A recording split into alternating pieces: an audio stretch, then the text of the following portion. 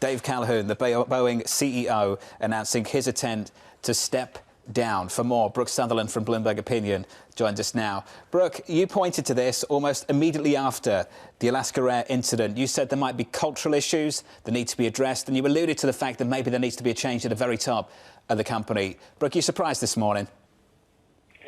I'm not, because I think, change does start from the top. And I think that it's just been striking the degree to which Boeing has been reluctant to talk about this as a deep-rooted cultural problem. And I think you need somebody to come in to really look at everything with fresh eyes. Because remember, Dave Calhoun has been on the board since 2009. So he's been there for a very long time. And I think this is a company that is desperately in need of some fresh perspective. But now the question is, who do they get to bring in that fresh perspective? And I think, there's going to be a lot of eyes directed towards Larry Culp's way, just given the turnaround that he's been able to orchestrate at GE. Now, I don't know if he would be interested in this because he's got a pretty great job at GE right now. He's about to lead an independent GE Aerospace into a future that looks a lot brighter than the one that Boeing has right now. But that's the type of person that you need to really get in there and focus on the manufacturing that is at the heart of what Boeing does. They got a little off course as far as that's concerned, and you really need somebody who's going to drill down into those basics and produce airplanes that don't have any defects.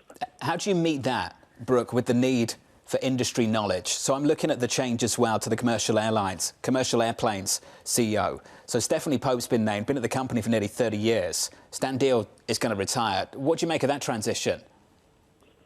I think that's another one where it just was not tenable to keep the management in place running the commercial airplanes division, because that's where a lot of the problems were emanating from. And so I think what you're seeing is Boeing trying to take accountability for the fact that there does need to be sweeping changes. And it's not just the CEO. It goes, down further into the ranks of management. And so I think that's what the signal is here. But to your point, I think you need somebody with a lot of aerospace expertise. This is not a job where you bring in somebody from the auto industry or somebody from the healthcare industry who's a good operating CEO. You need somebody who knows aerospace, who understands airplane manufacturing, and how to get this job done. Why did this take so long, Brooke? Sorry? Why did this take so long to have the CEO step down at a time when this company was coming under spiraling allegations and a lot of questions around the culture?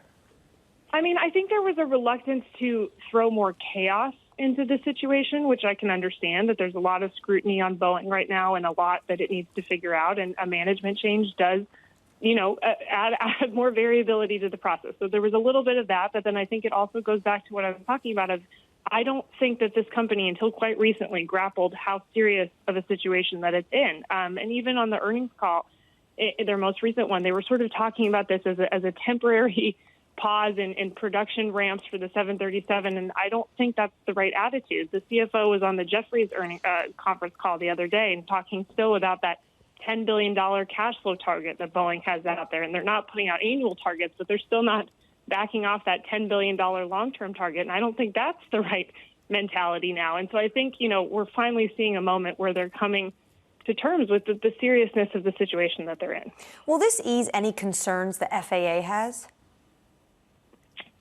I would think that the FAA had to have been apprised of what's happening here. And, certainly they're going to be looking for somebody who will pay attention to all the manufacturing detail. I would think that, Boeing would be in close talks with the regulator in terms of what the go-forward plan looks like. And you want to bring somebody in who has that aerospace manufacturing expertise. So I don't think the FAA is going to be happy with a surprise outsider with no expertise in this industry. Brooke, the investigations are ongoing, and I just wonder, and this is a difficult question to give a direct answer to, so forgive me for asking it, but I'm just thinking out loud.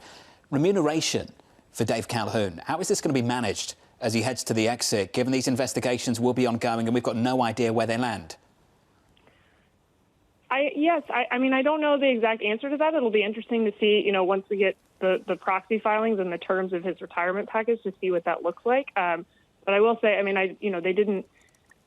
Dennis Muhlenberg also stepped down, and there's certainly a history here for how this gets managed with outgoing executives.